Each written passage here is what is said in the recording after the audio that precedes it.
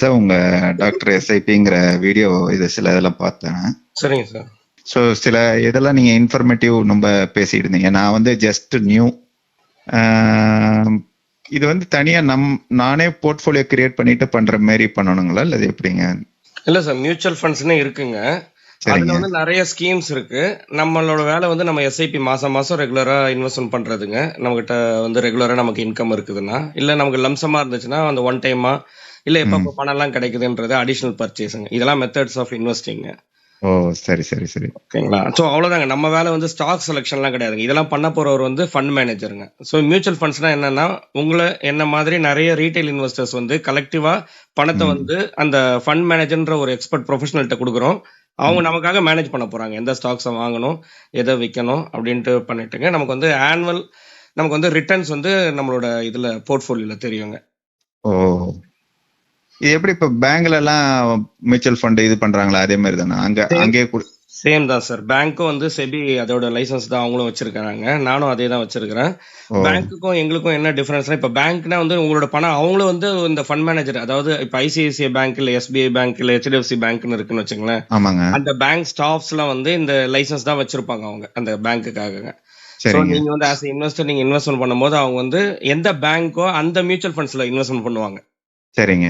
ஓகேங்களா? நீங்க ஒரு 10,000 ரூபாய் போடுறீங்கன்னா அந்த 10,000 ரூபாய் எடுத்துட்டு அவங்க சப்போஸ் நீங்க வந்து ஒரு எஸ்பிஐ மியூச்சுவல் ஃபண்ட்ல எஸ்பிஐ பேங்க்ல போறீங்கன்னு வச்சுக்கோங்க, அவங்க வந்து அந்த 10,000 ரூபாய் எஸ்பிஐ மியூச்சுவல் ஃபண்ட்ஸ்ல போடணும். ஆக்சுவலா நீங்க மியூச்சுவல் ஃபண்ட் கேட்டீங்கன்னா ஒரு சில டைம் என்ன ஆகுதுங்கன்னா, அவங்க வந்து மியூச்சுவல் ஃபண்ட்ஸ் இல்லாம அதர் இன்சூரன்ஸ் மிக்ஸ்டு ப்ராடக்ட்ஸ் இருப்பாங்க.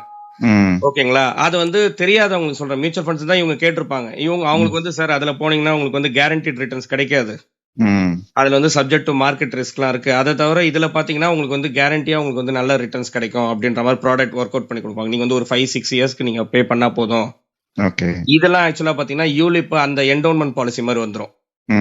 ஓகேங்களா? இதுலதான் அவங்களுக்கு வந்து ப்ராஃபிட் ஆக்சுவலா பேங்க் ஸ்டாஃபுக்கு. ஓகேங்களா? இது நம்பர் 1. நீங்க வந்து நல்லா விழிப்புணர்வோட கேட்டு, இல்லைங்க எனக்கு மியூச்சுவல் ஃபண்ட்ஸ் தான், நீங்க கொடுக்கறதெல்லாம் யூலிப் என்டோன்மெண்ட் பாலிசி எல்லாம் எனக்கு வேண்டாம், எனக்கு வந்து மியூச்சுவல் ஃபண்ட்ஸ்ல தான் போடணும்னு கேட்டீங்கன்னா கூட சரி, ஓகே. நீங்க கேட்கறதுக்கு எஸ்பிஐலயே பாத்தீங்கன்னா நிறைய ஸ்கீம்ஸ் இருக்கும். அதுல நல்லா பெர்ஃபார்ம் பண்ற ஸ்கீம்ஸை விட அவங்களுக்கு அந்த டார்கெட் இருக்கும் இல்லைங்களா? அது ஏன்னா ஒரு மியூச்சுவல் ஃபண்ட்னு வச்சீங்கன்னாவே அதுக்குள்ள நிறைய ஸ்கீம்ஸ் இருக்குங்க. அதுல வந்து கொடுக்கறதுக்கான வாய்ப்புகள் இருக்கு. ஏன்னா அவங்களோட டார்கெட் அவங்க வந்து மீட்டிங்ஸ்ல இருக்கும்போது பாத்தீங்கன்னா இதெல்லாம் வந்து ஆட்டோமேட்டிக்கா தானாவே செல் ஆயிடுது. இந்த ஸ்கீம்ஸ்லாம் வந்து ஓடல, அதனால இதை புஷ் பண்ண சொல்லுவாங்க.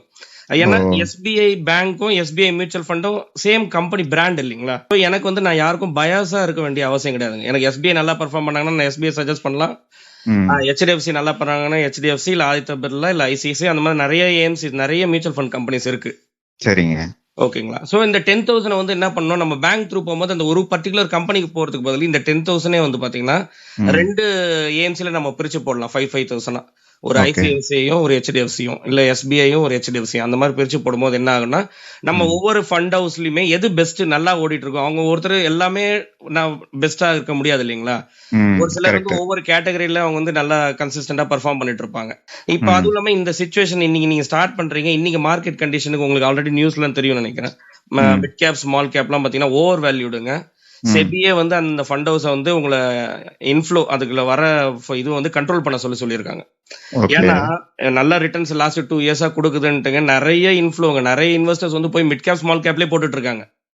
சரி. சோ இதனால என்ன ஒரு ஆபத்துனா, இது தெரியாம போட்டுட்டு இருப்பாங்க. ஆஸ் இன்வெஸ்டர் அவங்களுக்கு தெரியாதுங்க. அப்ப நாங்க ஆஸ் அட்வைசர் நாங்க என்ன சொல்லுவோம், இன்னைக்கு வந்து ஒரு பொருளுக்கு இவ்வளவுதான் வேல்யூன்னு இருக்குங்க, அது வந்து கொஞ்சம் ஹை பிரைஸ் போலாம், அப்புறம் வந்து ஓவர் வேல்யூட் இருக்குங்க, அதுக்கு மேல ஒரு இதுக்கு போகும்போது வந்து நம்ம வந்து அவாய்ட் பண்ணிக்கிறது தான் வந்து புத்திசாலித்தனம். ஓகேங்களா? இந்த மாதிரி கைடன்ஸ் எங்க கிட்ட இருக்குங்க. சோ நான் என்ன இப்ப பிரசன்ட் கண்டிஷனுக்கு வந்து பாத்தீங்கன்னா என்னோட இன்வெஸ்டருக்கு ஒரு ஃபிளெக்ஸி கேப்பும் ஒரு அக்ரெசிவ் ஹைபிரிட் ஃபண்ட் மாதிரி கொண்டு போறதுங்க இன்னைக்கு ஸ்டேட்ல. நாளைக்கு வந்து அந்த பபுள் பர்ஸ்ட் ஆயிட்டுங்க, ஒரு மிட் கேப் ஸ்மால் கேப் அது சொல்ல முடியாதுங்க எப்ப நடக்கணும். ஒரு 3 months 6 months ஆஃப்டர் 1 or 2 இயர்ஸ்ல வந்து எப்போ ஒரு ரீசனபிள் வேல்யூ வருதுன்னு வச்சுங்களேன், அப்ப நம்ம பண்ற இன்வெஸ்ட்மெண்ட் வந்து ஒரு மிட் கேப் ஸ்மால் கேப்ல கொண்டு போலாம். புரியுது. சோ இப்படிதாங்க ஒர்க் ஆகும். இது என்னோட ரோல். நான் உங்களுக்கு சொன்னேன் எந்த ஸ்கீமை சூஸ் பண்ணலாம், அதுக்கப்புறம் உங்களை வந்து த்ரூ அவுட் மேனேஜ் பண்றது என்னோட ரோல். ம் ஸ்டாக்ஸை வாங்கி விற்கிறது வந்து அந்தந்த மியூச்சுவல் ஃபண்ட் கம்பெனில இருக்கிற ஃபண்ட் மேனேஜரோட ரோல். உங்களுக்கு ம் ஃபைனலா வர்றது வந்து ரிட்டர்ன்ஸ். உங்களுக்கு போர்ட்ஃபோலியோல வந்து எங்களுக்கு ஃபண்ட் மேனேஜருக்கு எல்லாம் போக எக்ஸ்பென்சஸ் டிடக்ட் பண்ண போக மீதி வர்றதா உங்களுக்கு எக்ஸ்ஐஆர்ஆர்ன்ற ஒரு ரிட்டர்ன்ஸை காட்டும்.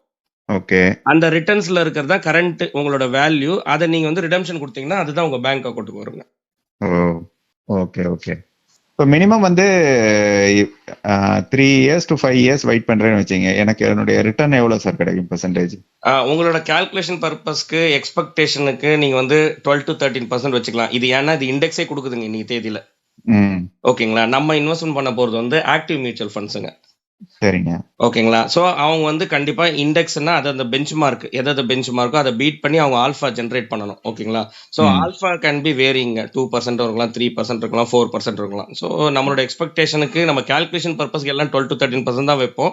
ஏன்னா அதுக்கப்புறம் எக்ஸஸா கிடைக்கிறது எல்லாமே ஆல்ஃபா இல்லைங்களா?